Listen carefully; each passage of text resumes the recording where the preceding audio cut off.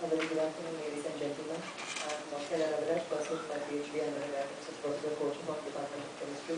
Today it's my immense pleasure to talk on liberation and electrical conductivity of carbon nanotube polyaniline nylon composites. This is my brief presentation overview. Coming to the introduction, polyaniline is basically a conducting polymer and it is more suitable for the carbon nanotube composites, and owing to its environmental stability, good processability and reversible control in the conductivity by both protonation as well as the charge transfer doping leads to many potential applications such as lightweight battery electrodes, sensors as well as anti-corrosion coatings. And we strongly believe that the polyaniline possesses the aromatic ring as well as the amino group, and it can freely interact with the metallic as well as the semiconducting walls of the carbon nanotube. And so this can be chosen to be mixed with the insulating polymers such as nylon 6 and PET to form a conducting composite by solution processing method. So this is the background of my research. The main aim of this research is to synthesize the composite material with the less percentage of CNT loading and appreciable conductivity. So several methods have been developed to fabricate these type of composites, in which they use the solution compounding, melt compounding and electrospinning, and I will focus on in situ polymerization. And this is the experimental section.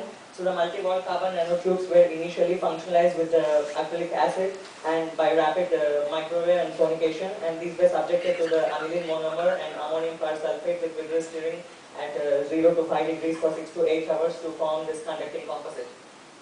So this is the dispersion of our final composite in the formic acid, and this is the our composite which is further blended with the nylon 6. So this is the thin film.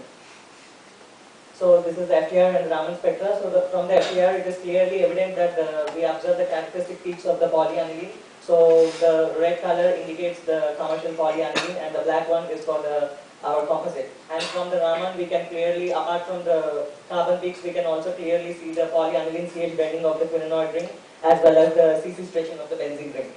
This is the TG analysis. From it's clearly evident that we see three different decompositions corresponds to the PAA, polyaniline and carbon nanotube. This is the SEM. We use SEM to measure the cross-sectional view of the film in high and low magnification to observe the dispersion of the carbon nanotube as well as to measure the thickness. So this is from 1 weight percent to 20 weight percent, and beyond 30 weight percent we observe a threshold, so there is no more linearity in the conductivity. So right from 1 weight percent it is in the order of 10 power minus 3.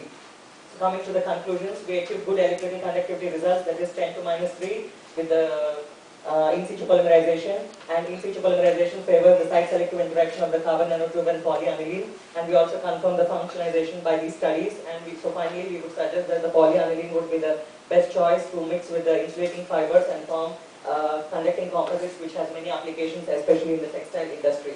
So finally, the acknowledgements. I would like to acknowledge my research advisor, Professor K.C. Fong, Department of Chemistry, Tsinghua University, and for the financial support provided by Taiwan Textile Research Institute and National Science Council, ROC. Thank you.